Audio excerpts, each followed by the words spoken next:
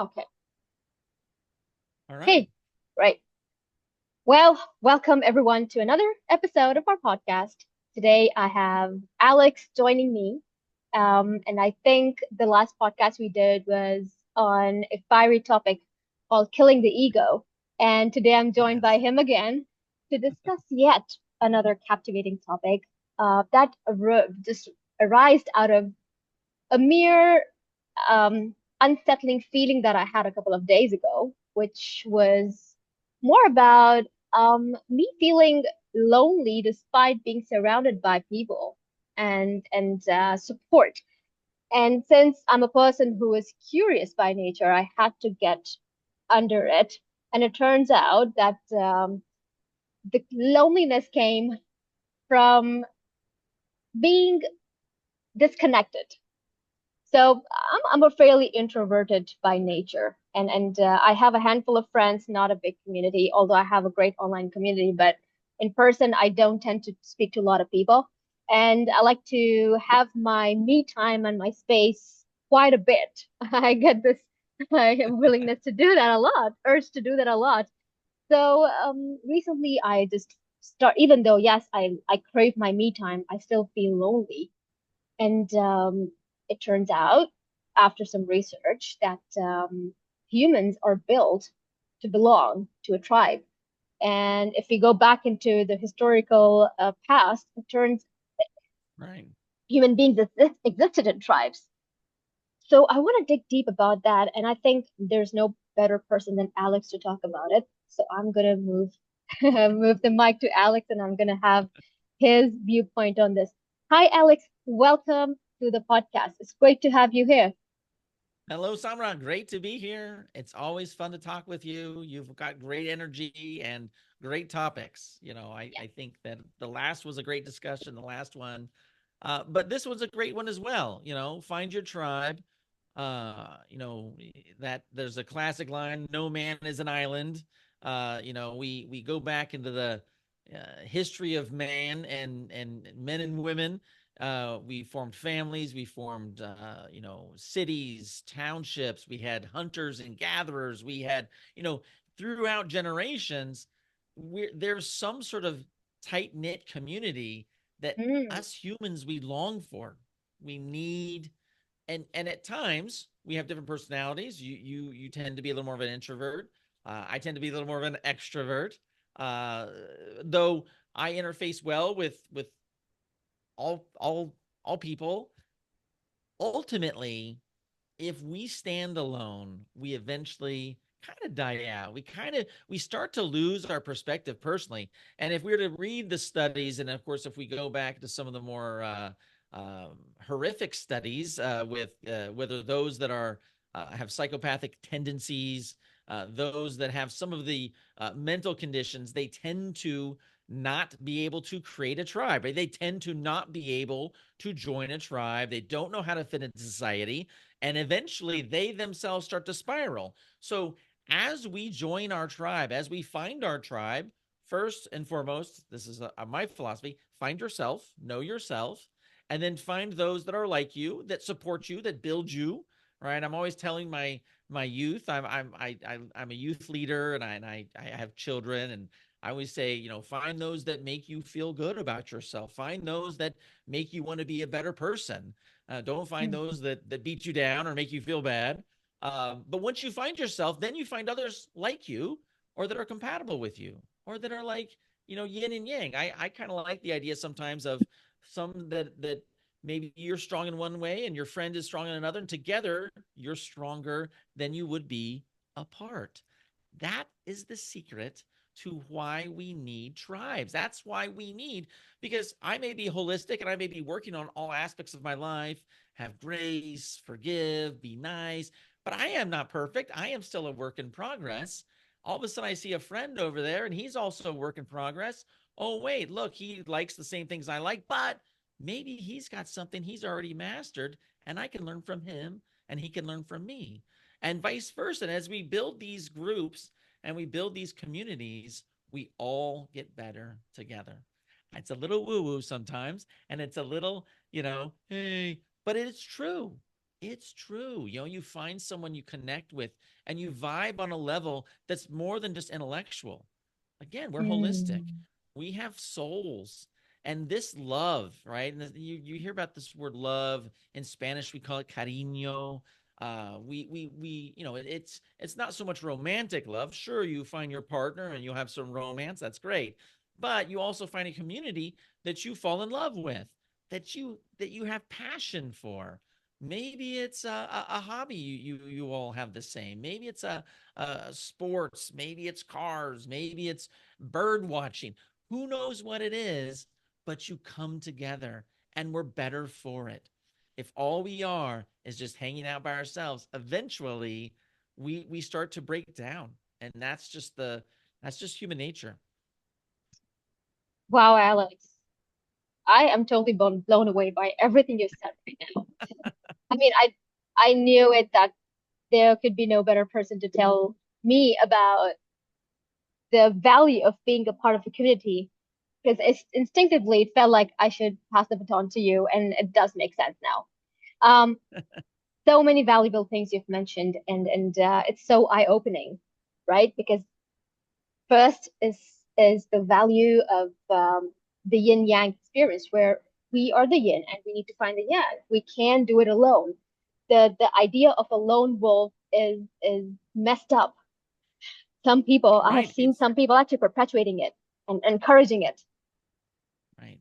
No, And I mean, the lone wolf causes problems. The lone wolf is a radical and is like a free radical in your body. It's bouncing all around and it's causing chaos wherever it goes. It doesn't yes. mean that you can't be an individual. It doesn't mean that hey, I like this individually. There's one thing I was talking with somebody else recently about relationship building. How do you find your spouse? How do you find your partner? How do you find those that you may fall in love with romantically, but also how do you get along with? And I want to go back to what I mentioned at the very beginning, and that is if you want to find a tribe, if you want to find more friends, maybe you have one friend, I wish I had more friends. Again, we long for that. I actually have a 15-year-old daughter, and she's very intelligent, very smart, almost too smart for her own good, right? At times. And she sometimes struggles to get along with her own peers. And Hmm. it's like, look, if you want more friends, you need to be friendly. Just because you're smarter than most of your friends doesn't Hmm. mean you have to tell them that or show them that. Like, let's be friendly. Let's like ourselves and then let's be likable.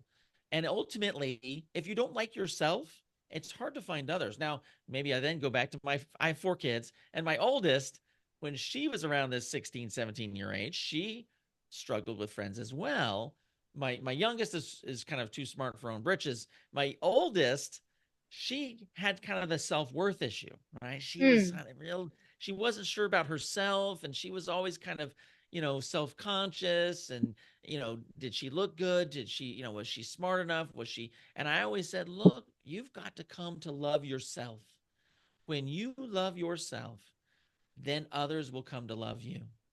But you've got to first fix yourself, at least to a certain level, right? Again, we're not perfect, but at least come to that level of you love yourself, and then others will kind of natively be attracted to you. You still have to kind of go out. You still have to say hi. You still can't walk through life and be like, well, no one said hi to me. Well, did you say hi to anybody else? It's like we still have to then put out the Hmm. hand, Hmm. shake the hand from time to time. We can't just sit back and feel like, universe, give it to me. We still need to do Wow. our part of stepping outside a little bit of our comfort zone. But the cool thing about that is that if you're already okay with yourself, if you've already done some of your inner work, when you break out of that comfort zone and maybe you extend the hand of friendship and it doesn't get accepted, you can recoil back and be like, well, okay, I tried. I'm still okay with myself. I'll try another day. That's okay. It's not the end of the world, and your world is not crushed. If you bank everything on this, well, I got to have 10 friends. Look, give yourself grace, give yourself others grace, and just keep trying. But work on yourself first, and then others. Then you'll be attracted to others. Uh, Same idea goes with relationships, right? You can't go Hmm. into a marriage or into a relationship and say, well, my boyfriend will fix me, or I'll fix my boyfriend. Yeah, he's a little rough around the edge here and there, but he loves me or whatever. At the end of the day, you need to fix yourself first. You've got to be ready to be that spouse, that boyfriend, that girlfriend.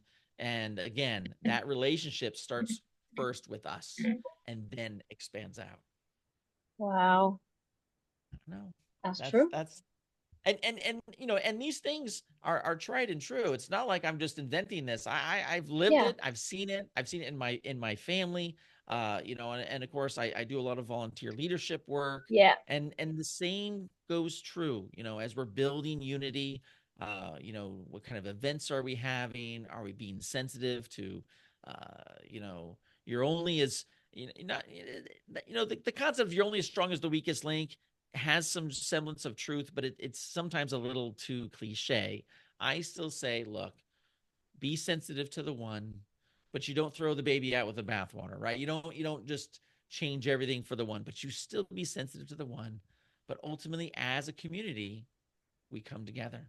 We come together, and we're not perfect, and that's where the yin and yang come in. Hmm. We help each Hmm. other. We support when we Yeah. fall down. And then when we have a rough day, and it's okay. We all have rough days. It's okay. Yeah. You lean on your friends. They say, don't worry about it, Samra. Tomorrow's another day. You're awesome. We're here. We got your back. And that Yeah. then we're then stronger than we are apart. Because if you're all alone and you're just like you have a rough day, well, who are you going to go to? Are you going to scroll TikTok? You're going to get that from Instagram? I'm sorry. I mean, there's some great things on Instagram. There's some great things on TikTok, and some uplifting things. But at the end of the day, we still have to build real relationships. And Hmm.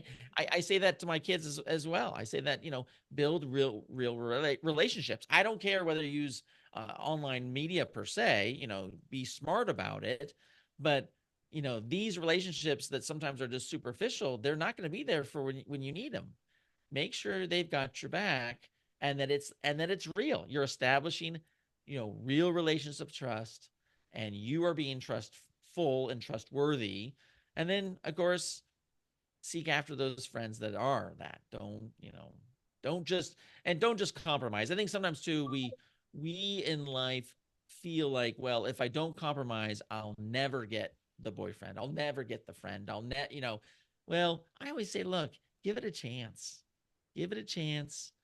Don't compromise your morals. Don't compromise your standards. If this is where you're going for, live to that level, right? Yeah. In the corporate world, I always told my staff, look, if you want to be a director, you want to be a VP, you want to be the boss, don't come to work in a t-shirt and jeans, maybe put a collared shirt on, maybe dress up a little bit. You may just be an individual contributor, but guess what? Work for the part you want, but live that way Hmm. too. Yeah. That's a big So one. Yeah. you want to be friends, you want friends, be friendly. you want Yeah. you want you want a bigger tribe. Know yourself. And when you know yourself, you then can see your tribe way sooner, and they'll see Oh, you yeah. they'll I totally back they'll this be up. gravitated to you. I've actually seen that on LinkedIn. My tribe has grown in the last 6 months as I fine-tuned who I was and what I was sharing. All of a sudden I started growing, those that were had my back and had my same vibe. And I think we're better for it. And I've learned things. I've learned from Samra. I've learned from many people. And that's the beauty of it. If you're always open to learn, there's always greatness to be had. Oh, yeah. Yeah. So I think the fact that we're together on this podcast is a testament to how we are finding our tribes along the way. It was effortless. Sure. The way we connected was effortless, and how we jumped on our call and how we are on our second podcast by now is exactly what I'm speaking. And the point that you're making right now, the power of having a tribe, and it all starts from us, from inside first. It's an inside out approach.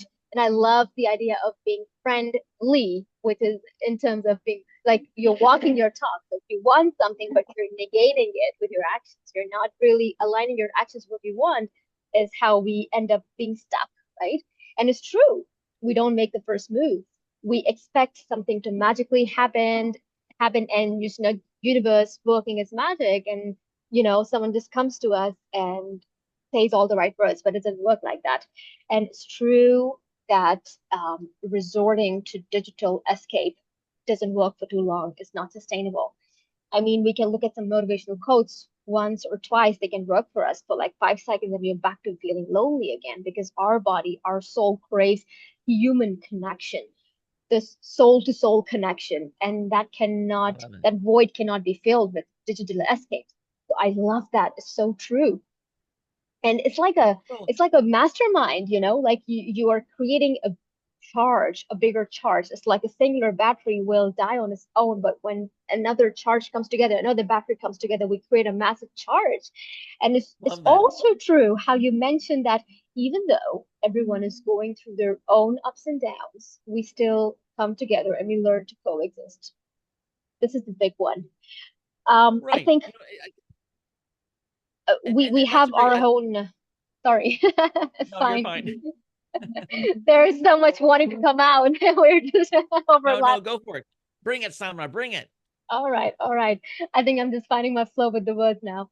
So, it's so true that even though, like, when we have our own emotional ups and downs going on, and when we have another person coming into the picture, that's there to give us that's there to give us a ear, just this comforting ear. Just hear me out, right? And then we give them a chance. And I love the word grace, giving each other grace, learning to coexist. I mean, two people will be able to tackle things, but if we come together as a group, if there will be a much better chance to solve or get through the problem with a bigger, let's say, bigger sense of community. So so much power lies in being a part of the community. And I recently learned that being alone causes depression, anxiety, lack of sleep, insomnia, uh, heart issues. And I was surprised that, oh my God, it's actually detrimental to health. Being The health, alone yeah. is causing us our health to decline. There's a study done, and it's a fascinating study that's akin to this, but they have found that it's a bit sad, but it kind of shows how the heart is connected to the mind. And say you have a spouse that passes away, and they've been married 40 years, 50 years, the other spouse is still living. Sometimes that other spouse, that other partner, has such heartache, they pass away as well.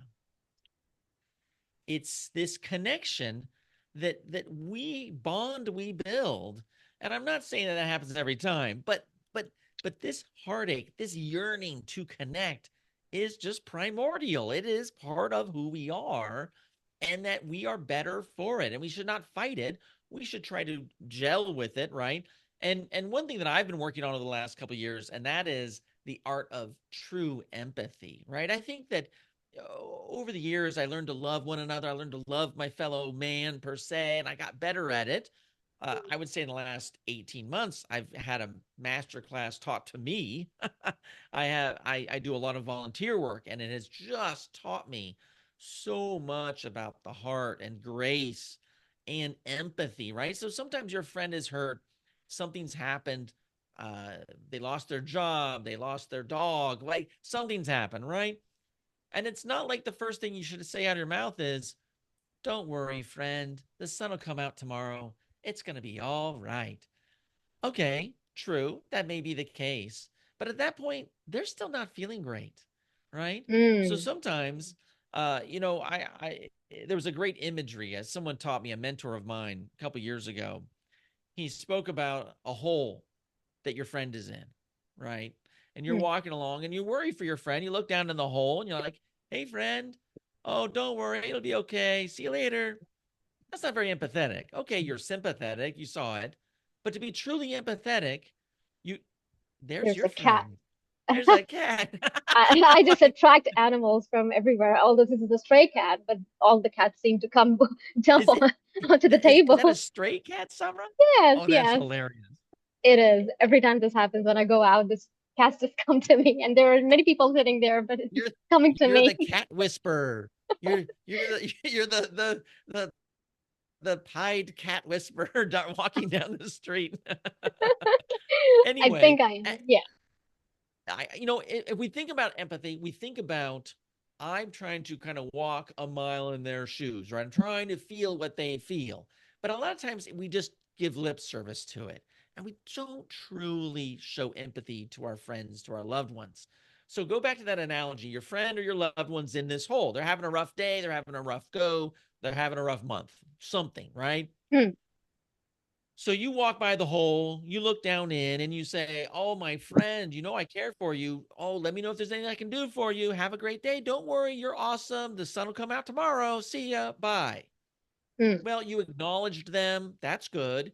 You try to give them a pep talk. I mean, that's a good effort. But ultimately, they're like they're in the hole. They're not feeling that. Yeah, they acknowledge you exist, that they know you acknowledge their existence, but you walked past the hole, you said good luck, don't worry, it'll be better tomorrow, not really helping. Yeah. So to show true empathy, you take your ladder and you put it down the hole, you walk down the ladder and you say, friend, you put your arm around them, sit with them in the hole. This stinks, doesn't it? I'm so sorry. And then you shut up and you sit with Hmm. them in the hole. You sit with them in the hole for a bit. Now, don't you go into the dark, but you're sitting in there holding them up. You got their back. And then over time, hey, is there anything that I could do to help you? What do you see that could help this situation? How could I support you? Not, I got an idea. Let's do this. Not, oh, you know what? When this happened to me, I did this. They don't want to hear that. Like, who cares? Yep. I'm in the hole, buddy. Don't you care about me? Or are you just giving lip service? So again, empathy. How do we grow our tribe? We show empathy. And you want to talk about when that person gets out of that hole and they say, yeah, if you could do this, that sure would help me. And then you say, okay, I'll do my best. Before you know it, you're both climbing up the ladder. You're back on level ground. You don't think you made a friend for life? You don't think you made someone that's going to have your back to the end of time? And imagine everybody's seeing everybody in holes. We're all of a sudden we're lifting people up and we're climbing up out of these holes, all of us together. Before you know it, your community is stronger than ever before. I've made friends that it's like, you would do anything. If they called you at 2 a.m., you'd do it. You'd be like, no problem, I'm in. Oh, Because we went to the hole, because we were in the hole together and we came out together. I didn't just wave, I didn't just say, oh, sorry. You know, sure, they're appreciative, but they're not calling you at 2 a.m. for help, and you're not calling them at 2 a.m. for help. Now, not every friend can be that way. You can't have 100 friends that way, it'd be difficult. But sure, you have a couple, two, three, four, you get this tribe and it kind of grows. And now the cool thing about this is it links as you're pulling people out of holes, you're helping people. You may get pulled out at one point, and then they pull someone else. And it's sort of that pay it forward idea, that concept. If you've been helped, then you'll be more inclined. All of a sudden, a year goes down. You're doing much better. Maybe you got a better job. Things are going much better. And then all of a sudden, you oh, my other friend's in a hole. Oh, I remember what that other friend did to me. I can do that for them. And then the community totally rises, totally rises. And it's based on love and empathy and all the other woo-woo things people say. But look, we're holistic. We have souls. And I don't care if you're a crusty CEO of a Fortune 500 company, you still have a soul, I hope. And you still crave and need love. We still need love. We still have this need for companionship, for camaraderie, for building each other up so we can weather the storm because the storm's going to come. Life's tough. It's tough. We don't, and just like you and I were bantering before we started, here in Florida, we've weathered some crazy Mother Nature storms. Well, they're going to come. We can't not but we got to know, how do we weather it together? How do we be stronger together than apart? And that's life, Samra. That's life. Wow, Alex, I almost got emotional hearing all this. You just painted a beautiful picture. And the analogy you gave me about the ladder and going in the hall and going all the way down with the person who's feeling low. And instead of giving them our approach of how we might think they need help, we just lean in into their story, their pain, and you just handed out a blueprint, like a strategy on how to build a tribe right here.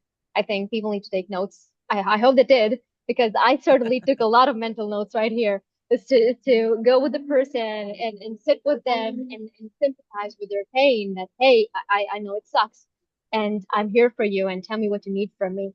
This is powerful. I mean, climbing the ladder together and that then creating a ripple effect from it where other people get inspired to do the same. And I love the 2 a.m. approach where you can just call your buddy and your partner in crime at 2 a.m. and you know they'll come running for you. That's the kind of friendships I would crave in my life. I mean, that's the level of friendship and support that everyone should have in their lives. And I think I'm going to be doing that. Yes, and I think our personalities, it's easier to make friends than others, and that's okay. But at Yeah, the end of the day, as we become friendly, as we find our inner peace, our inner why, it becomes easier.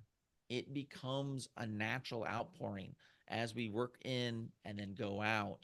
And I'm work a in firm and go believer out. we can all find our friends, and some have two, some have 10, some have 50, whatever. There's no magic number. It's really just what works for you, but just know that it will work. It can work for anybody. This is not some special secret code. Sure, some again have more talents than others in certain areas, but it doesn't mean that it's not possible. It's all possible. There is greatness in all of us. Sometimes we just have to dig a little deeper, find it, and then our friends will find us. And then it just reciprocates. Just Ah, reciprocate. love it, love it. Weathering the storms together, being with each other. And it's true that storms cannot be stopped. Stopped. It's inevitable. It's true. It's what do you do That is when a they harsh come? reality, is what to Are what to you do when they ready? come. Yeah. It's how you And work together as a team. That's what and matters. and then that analogy too of work hard when there is no storm. Don't get lazy when the storm is not here. Ooh. Don't just assume it's going to be okay. Work Mm. hard while the storm is not here. So then when the storm arrives, you're like, well, I already did my homework. I already did the work. I've got three trusted friends. If anything goes down, I'm in. We're in. We've got a group. We're a good team. That's the thing, is we get lazy sometimes as humans. Like, oh, everything's going great, hunky dory. And then all of a sudden something happens. Oh, my dog died. I don't know what to do with myself. I'm losing it. Well, no, anchor yourself now. Anchor it when it's easy, when you have no crises. Ooh. Work on yourself when you have no crises. So then when the crisis does arrive, oh, I remember I worked on myself. Oh, yeah, I know. We'll be okay. All right. This. Here's my plan. Damn, love that. I hope this video goes viral. I really hope it does. The homework Well, thank approach. you very much, Samra. This has been wonderful. You've got a great platform. I love your energy. I think, like you said before, we've kind of gelled easily, and that's another way of knowing your tribe, right? Right, when it's easy to interface and it just flows. So all those listening, please reach out to Samra, reach out to myself. We're always here to help in any way that we can, and we know that the tribe can be had and joy can be found. Life's tough. You put your arm around someone, you work yourself out of the hole, and then you all get better together. And that's it. That's the moral of the story. Loved it. That's the moral of the story. All Thank you, right. everyone, for Well, having us. thank you. All right, Alex. See you next time. All right. Thanks a lot. See you, Samra. Bye.